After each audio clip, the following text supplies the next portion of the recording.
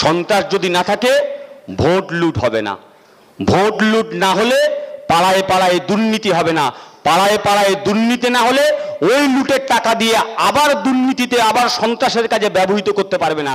তাই জীবনানন্দ দাশ কবিতা লিখেছিল, বাংলার মুখ আমি দেখিয়াছি তাই পৃথিবীর রূপ খুঁজিতে যাই না আর। কিন্তু তৃণমূলের জমানায় যদি ভাগ্যিস 2011 সালের পরে জন্ম নেননি, নতুবা উনি লিখতেন, বাংলার চোর আমি দেখিয়াছি তাই পৃথিবীর চোর খুঁজিতে যাই না। ছোটবেলায় একটা কবিতা পড়েছিলাম রবীন্দ্রনাথ ঠাকুরের, পুরাতন ভৃত্য। ভূতের মতো চেহারা যেমন, নির্বোধ অতি ঘোর, যা কিছু চুরি যায় গিন্নি বলেন কেষ্টা বেটাই চোর। এখন তৃণমূলের সময় পরিবর্তন হয়েছে, এখন তো আর পুরাতন ভৃত্য লেখা যাবে না, নতুন ভৃত্য লেখা হচ্ছে। গোটা পশ্চিমবঙ্গের জনগণ বলছে গিন্নি কেষ্টা বেটাই চোর, কেষ্টা চুরি করছে। গিন্নি বলছে না না, কেষ্টা বেটা চোর না। আমরা কবিতার লাইনে পড়েছিলাম, এক খান দিলে 3 খান করে আনে, বাকি 2 খান কোথা রাখে তা কে জানে। কিন্তু তৃণমূলের জামানায় যদি রবীন্দ্রনাথ ঠাকুর বেঁচে থাকতেন অবশ্যই এই কথাটা লিখতেন যে 1 খান চাকরির টাকা যদি কুন্তলের কাছে দেয়া যায়, 3 খান করে, 1 খান ভাইপোর কাছে যায়, 1 খান কালীঘাটের কাকুর কাছে যায়। রবীন্দ্রনাথ ঠাকুর বেঁচে থাকলে অবশ্যই লিখতেন। তিনি হয়তো সে যুগে কেসটা কোথায় রাখেন, লুকিয়ে রাখেন, খুঁজে পাননি, কিন্তু এই যুগে যদি বেঁচে থাকতেন অবশ্যই লিখতেন, বান্ধবীর খাটের তলায়, বাথরুমের মধ্যে, জীবন কৃষ্ণের পুকুরের মধ্যে, ভাইপোর গোডাউনে, গোটা পশ্চিমবঙ্গে চুরি, দুর্নীতি, লুট, এই লুটেরা রাজত্ব কায়েম করেছে পশ্চিমবঙ্গের মানুষ। বুদ্ধদেব ভট্টাচার্য যে বাংলার স্বপ্ন দেখেছিল, যে পশ্চিমবঙ্গের স্বপ্ন আমরা ছোট থেকে দেখে এসেছি, এখানে যারা বসেছি যে বাংলার স্বপ্ন আমরা দেখেছিলাম, যে বাংলাকে নিয়ে আমরা গর্ব করতাম, একদিকে দাঁড়িয়ে রবীন্দ্রনাথ, নজরুল, ক্ষুদিরাম, নেতাজি সুভাষচন্দ্র বোস, বিবেকানন্দ, বিনয় বাদল, দীনেশ, অসংখ্য এই বাংলাকে গর্ব করার মতো অসংখ্য জিনিস আছে। আর সেই বাংলাকে দেখে জীবনানন্দ দাশ কবিতা লিখেছিল, বাংলার মুখ আমি দেখিয়াছি তাই পৃথিবীর রূপ খুঁজিতে যাই না আর। কিন্তু তৃণমূলের জমানায় যদি ভাগ্যিস 2011 সালের পরে জন্ম নেননি, নতুবা উনি লিখতেন, বাংলার চোর আমি দেখিয়াছি তাই পৃথিবীর চোর খুঁজিতে যাই না। কোন বাংলাতে আমরা বাস করছি, কোন পশ্চিমবঙ্গে আমরা বাস করছি? চুরি নেই এমন কোন জিনিস, মানে আপনি হয়তো আপনার মাথার চুল গুনে শেষ করতে পারবেন, কিন্তু তৃণমূলের দুর্নীতি আর চুরি আপনি গুনে শেষ করতে পারবেন না পশ্চিমবঙ্গের মাটিতে।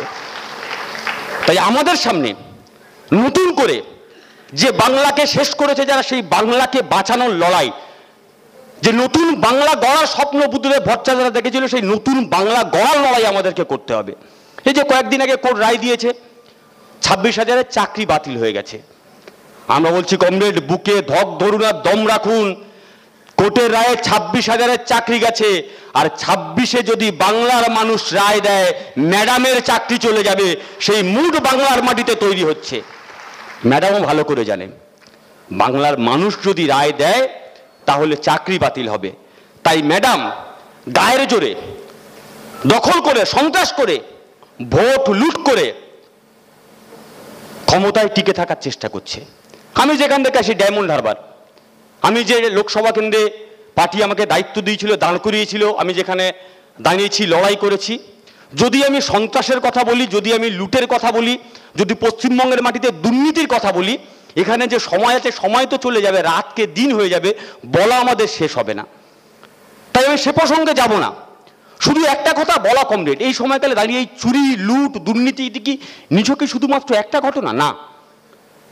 এই যেমন আমরা ছোটবেলা থেকে পড়ে এসেছিলাম না, খাদ্য শৃঙ্খলা, ঘাস থেকে, মাটি থেকে ঘাস জন্মায়, ঘাস, সেই ঘাস খায় ঘাস ফড়িং, সেই ঘাস ফড়িংয়ে খায় ব্যাং, ব্যাংকে খায় সাপ, সাপকে খায় আবার বাজ পাখি, আবার ওই বাজ পাখি যখন মারা যায় মাটিতে পড়ে, মাটি হয়, আবার ঘাস জন্মায়। এই খাদ্য শৃঙ্খল বাস্তুতন্ত্র তৃণমূলের আমলেও গোটা তৃণমূল সরকার এই বাস্তুতন্ত্রের উপরে টিকে আছে। একদিকে দাঁড়িয়ে দুর্নীতি, সন্ত্রাস, গণতন্ত্র, লুট। আসলে তৃণমূল চুরি করছে কেন? তৃণমূল সন্ত্রাস করছে কেন? তৃণমূল ভোট লুট করছে কেন? এই কেনর উত্তর যদি আমরা খুঁজতে যাই, আমরা দেখব এই যে ভোট লুটটা হচ্ছে, আসলে তৃণমূল চায় সন্ত্রাস যদি করা যায়, সন্ত্রাস যদি নামিয়ে না যায়, মানুষের গণতান্ত্রিক অধিকার কেড়ে নেওয়া যাবে, মানুষের ভোটদানের অধিকার কেড়ে নেওয়া যাবে। আর মানুষের ভোটদানের অধিকার যদি একবার কেড়ে নেওয়া যায়, মানুষ যদি বাংলার মাটিতে কথা বলতে না পারে, তাহলে দেদারে ভোট লুট করা এই পশ্চিমবঙ্গের মাটিতে দেদারে ভোট লুট করা যাবে। তাই এই সময়কালে দাঁড়িয়ে এই তৃণমূলের বিরুদ্ধে, এই সরকারের বিরুদ্ধে আমাদের কঠিন চ্যালেঞ্জ, কঠিন লড়াই। আমরা পারবো কমরেড। খাদ্য শৃঙ্খলার বা বাস্তুতন্ত্রের যদি একটা শৃঙ্খল ভেঙে পড়ে তাহলে গোটা বাস্তুতন্ত্র ভেঙে পড়ে। এই হলের মধ্যে আমরা যারা বসে আছি, এই বাংলার অসংখ্য মানুষ যারা আজকের এই হলের মধ্যে নেই কিন্তু তাকিয়ে আছে এই ঝান্ডাটার দিকে, লাল ঝান্ডাটার দিকে, শহীদের শাহাদাতের এই লাল ঝান্ডাটার দিকে তাকিয়ে আছে যে এরা লড়াই করছে, এরা লড়তে পারবে। আমরাই পারবো কমরেড। আপনি যদি খাদ্য শৃঙ্খলার একটা শৃঙ্খলকে ভেঙে যান, গোটা সিস্টেম যেমন ভেঙে পড়বে। আর আপনি যদি একবার তৃণমূলের সন্ত্রাসের শৃঙ্খলকে ভেঙে দেন, এই পশ্চিমবঙ্গে তৃণমূল তাসের ঘরের মতো ভেঙে পড়বে, কেউ তৃণমূলকে বাঁচাতে পারবে না।